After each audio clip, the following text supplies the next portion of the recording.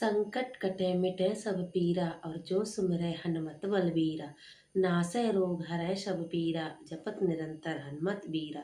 भूत पिशाच निकट नहीं आमे और महावीर जब नाम सुनामे। प्रेम से बोली राम दरबार की जय। संकट मोचन हनुमान की जय। बालाजी महाराज की जय। प्रिय भक्तों, आप सभी के अपने YouTube चैनल भक्ति प्रेम रक्षा में बहुत बहुत स्वागत है। आइए हम सब सुनते हैं आज हनुमान जी की व्रत कथा। एक नगर में एक वृद्धा रहती थी। उसका एक ही पुत्र था। उस वृद्धा की हनुमान जी पर बहुत गहरी आस्था थी। वह हर मंगलवार का व्रत रखती और हनुमान जी की पूजा आराधना करती थी। एक बार हनुमान जी ने अपनी वृद्ध महिला की श्रद्धा की परीक्षा लेने का विचार किया। हनुमान जी साधु का वेश धारण कर वृद्धा के घर गए और पुकारने लगे कि है कोई हनुमान भक्त जो हमारी इच्छा पूर्ण कर सके। तब आवाज सुनकर वृद्धा के कान पर पड़ी तो पुकार सुनकर वृद्धा जल्दी से बाहर आई और साधु को प्रणाम कर बोली, आज्ञा दे महाराज। हनुमान जी भेषधारी साधु बोले, मैं भूखा हूँ, भोजन करूँगा, तुम थोड़ी सी जमीन लीप दो। तब वृद्धा दुविधा में पड़ गई और हाथ जोड़कर बोली, हे महाराज, लीपने और मिट्टी खोदने के अतिरिक्त आप कोई दूसरी आज्ञा दें, हम अवश्य कर देंगे। तब साधु ने 3 बार प्रतिज्ञा करने को कहा। तब अपने बेटे को बुलाया और उसकी पीठ पर आग जलाकर भोजन बनाऊंगा। ये सुनकर वृद्धा घबरा गई, परंतु वह वचनबद्ध थी।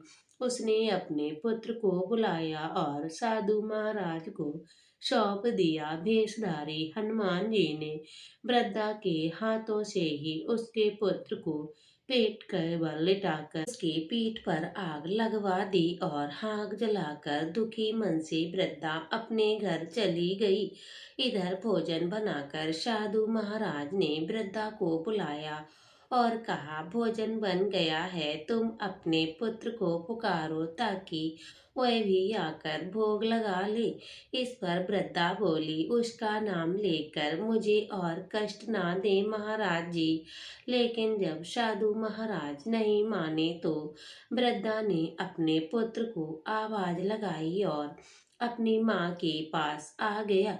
अपने पुत्र को जीवित देखकर वृद्धा को बहुत आश्चर्य हुआ और साधु महाराज के चरणों पर गिर पड़ी। तब हनुमान जी ने अपने वास्तविक रूप में प्रकट हुए और वृद्धा को भक्ति का आशीर्वाद दिया। तो प्रेम से बोलिए, बोलिए शंकर की जय, माता पार्वती की जय, संकट मोचन हनुमान की जय। आइए भक्तों, अब हम सब सुनते मंगलवार की पौराणिक कथा। एक बार नौमी शरण तीर्थ में 80,000 मुनि एकत्र होकर पुराणों के ज्ञाता श्री सूत जी से पूछने लगे, हे महामुनि, आपने हमें अनेक पुराणों की कथा सुनाई है, कृपया करके हमें ये व्रत और कथा बतलाएं जिसके करने से सारी चिंताएं समाप्त हो जाएं, संतान की प्राप्ति हो और मनुष्य को रोग शोक अग्नि सर्व दुख आदि का भय दूर हो जाए। क्योंकि कलयुग में सभी जीवों की आयु बहुत कम है, फिर भी उन्हें रोग चिंता कष्ट लगे रहते हैं। फिर श्री हरि के चरणों में अपना ध्यान कैसे लगा सकेंगे।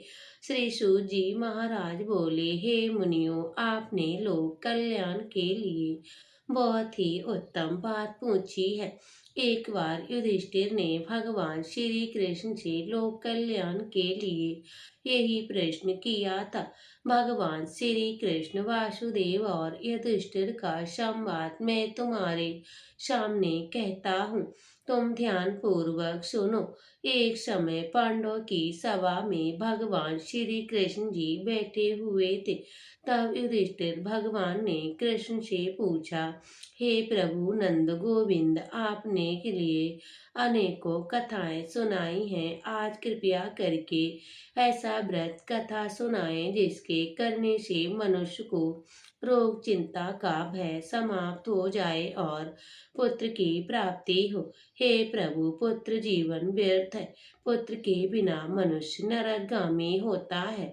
पुत्र के बिना मनुष्य पितृऋण से छुटकारा नहीं पा सकता है और उनका पुण्य नामक नरक से उद्धार नहीं होता है। अब भगवान श्री कृष्ण कहने लगे, माता पार्वती और भगवान भोलेनाथ की ये कथा है जो मंगलवार को सुननी चाहिए। मंगलवार के दिन मंगला गौरी माता की पौराणिक कथा है जो हम आपको सुनाने जा रहे हैं। कुरु देश में भूत स्रोत कीर्त नामक एक विद्वान कीर्त शक्तिशाली शत्रुओं के नाश करने वाला 64 कलाओं का ज्ञाता तथा धनुर्विद्या में कुशल राजा हुआ था। पुत्र के अलावा अन्य सभी शुभ चीजों और राजा के पास भी, इसीलिए वह राज संतान के विषय में अत्यंत चिंतित हुआ और जब ध्यान पूर्वक देवी की आराधना करने लगा और उनकी कठोर तपस्या से देवी प्रसन्न हो गई और उनके ये वचन बोली, हे देवी सुब्रत वर मांगो। तब भृसुत कीर्त बोला, हे देवी, यदि आप मुझ पर प्रसन्न है तो मुझे सुंदर पुत्र दीजिए। हे देवी, आपकी कृपा से अन्न किसी भी वस्तु का अभाव नहीं है। तब उसका ये वचन सुनकर पवित्र मुस्कान वाली देवी ने कहा, हे राजन, तुमने अत्यंत दुर्लभ वर मांगा है, फिर भी कृपया भाव से वर्ष में मैं तुम्हें अवश्य दूंगी। किंतु हे राजन सुनिए, यदि परम गुण पुत्र चाहते हैं तो केवल 16 वर्ष तक ही जीवित रहेगा, और यदि तुम रूप विद्या से पुत्र चाहते हो तो दीर्घजीवी होगा। देवी की ये वचन सुनकर राजा चिंतित हो उठा और पुत्र अपनी पत्नी से परामर्श करके उनके गुणवान तथा सभी शुभ लक्षणों से संपन्न 16 वर्ष की आयु वाला पुत्र मांगा।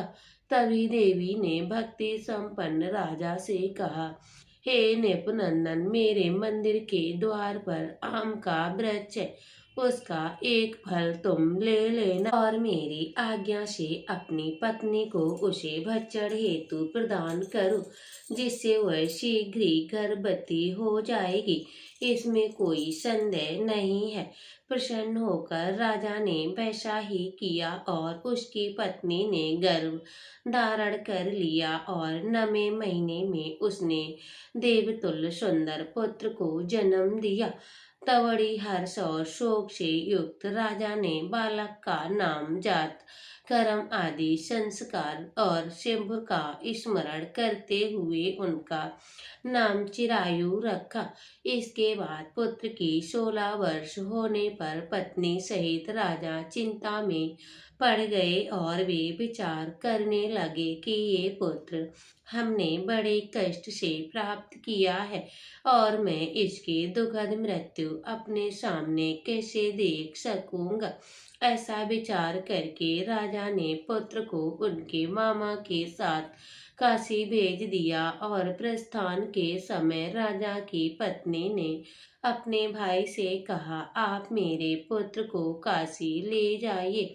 मेरे भगवान मृत्यु जैसे पूर्व में पुत्र के लिए प्रार्थना की है और कहा कि हे विशेष, आप जगतपति की यात्रा के लिए उस पुत्र को अवश्य भेजूंगी, अतः आप मेरे पुत्र को आज ही ले जाइए और सावधानी पूर्वक इसकी रक्षा कीजिए। अपनी बहन की ये बात सुनकर भांजे के साथ वह चल पड़ा। कई दिनों तक चलते चलते वह आनंद नामक नगर में पहुंचा।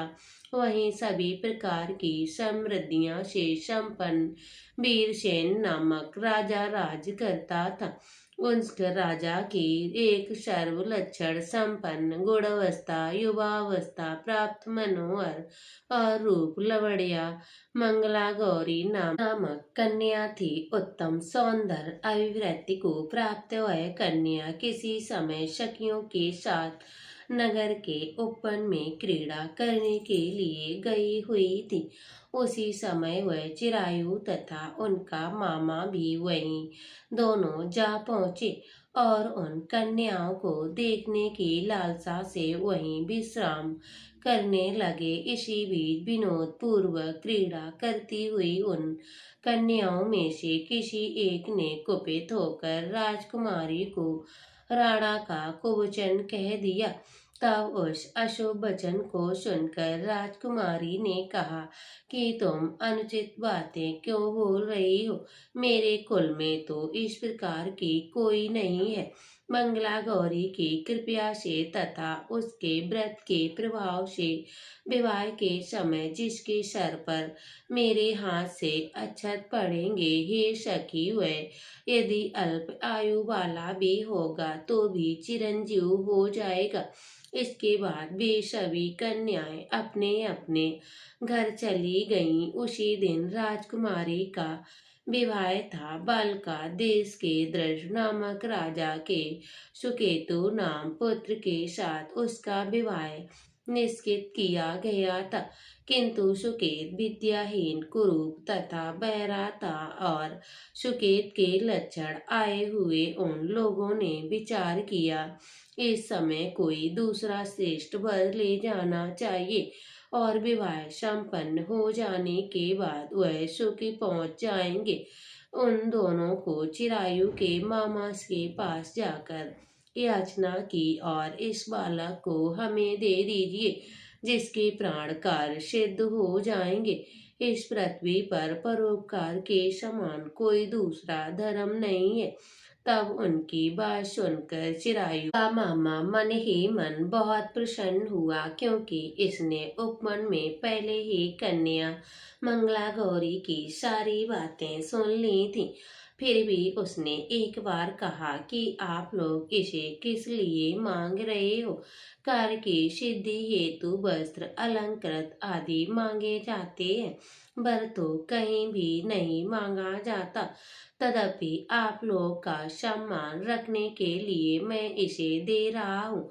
इसके बाद चिरायु को वहां से ले जाकर उन लोगों ने विवाह संपन्न कराया। सप्तपदी गादी के हो जाने पर रात्रि में शिव माता पार्वती के प्रतिमा के समक्ष उस चिरायु ने हर्षयुक्त होकर मंगला गौरी के साथ शयन किया। उसी दिन चिरायु के 16 वर्ष पूर्ण हो चुके थे और अर्धरात्रि में साक्षात काल सर्प रूप में वहां आ गया। इसी बीच संयोगवश राजकुमारी जाग गई और उसने उस महासर्प को वहां देखा और वह भय से व्याकुल होकर कांपने लगी। उसी कन्या के धैर्य धारण किया और 16 उपचारों से सर्प की पूजा की और पीने के लिए उसे दूध दिया। उसने दीनता भरी वाणी से उस सर की प्रार्थना की और स्तुति की और मंगला गौरी से प्रार्थना करने लगी, हे माता, मैंने उत्तम व्रत को मैं करूंगी जिससे मेरे पति जीवित रहें। ये जिस तरह से चिरकाल तक जीवित रहें आप वैसा ही कीजिए।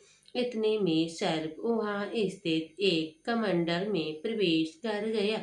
उस मंगला गौरी ने अपनी कंजकी के उस कमंडल में मुंह बांध दिया और इसी बीच उसका पति अंगड़ाई लेकर जाग गया और अपनी पत्नी से बोला, हे प्रिय, मुझे भूख लगी है। तब वह अपना माता के पास जाकर खीर लड्डू आदि ले आई और उसका द्वारा दिया। भोजन पदार्थ को उसने प्रसन्न मन से खाया। भोजन के बाद हाथ धोते समय उसके हाथ के अंगूठे गिर पड़े। तांबूल खाकर वह पुनः सो गया। उसके बाद मंगला गौरी कमंडल को फेंकने के लिए जाने लगी। विधि की कैसी गति है! उस कमंडल में से बाहर की ओर जगमग करती हुई हार को देखकर वह आश्चर्यचकित हो गई। घट की स्थिति उस हार को उसने अपने कंठ में धारण कर लिया। इसके बाद कुछ रात शेष रहते ही चिरायु के मामा आकर उसे ले गया। इसके बाद वह बरबच्च के लोग सुकेत को वहां ले आए। उसे देखकर मंगला गौरी ने कहा, ये मेरा पति नहीं है। तब उन लोगों ने सुबी कहा कि ये सुबी, ये क्या बोल रही हो? ये तुम्हारा कोई परिचायक हो, उससे हम लोगों को बताओ। तब मंगला गौरी बोली, जिसने रात में मैं रन और रत्नों से बनी अंगूठी दी है, उसकी उंगली में इसे डालकर परिचायक निशानी देख ले। मेरे पति रात्रि में मुझे जो हार दिया है, उसके रत्नों में समुदाय कैसा है, उस रात को ये बताएं। ये तो कोई अन्य ही है। इसके अलावा रात में परस्पर भाषण तथा भोजन आदि जो कुछ किया है, उसे भी ये बताएं। तब ये निश्चित ही मेरे पति है। इस प्रकार उसका वचन सुनकर सब ठीक है कहने लगे। किंतु जब एक भी बात ना मिली, तब सुकेत को उसका पति होने से निर्विरोध कर दिया और बरपक्ष जिस तरह आए थे उसी तरह वापस चले गए। उसके बाद अपने वंश को बढ़ाने वाले महान यश से संपन्न तथा परम मनस्वी मंगला गौरी के पिता ने अन्नपान आदि का सत्र चलाया। उन्होंने बरपक्ष का वृतांत कानों कान सुन लिया था कि स्वरूप के कुरूप होने के कारण लोगों के द्वारा किसी अन्न को वर के रूप में आदर पूर्वक लाया गया था। तब उन्होंने अपनी कन्या को परदेश के भीतर बिठा दिया। उसके बाद एक वर्ष बीतने पर यात्रा करके चिरायु अपने मामा के साथ ये देखने आया कि विवाह के बाद वहाँ क्या हुआ था।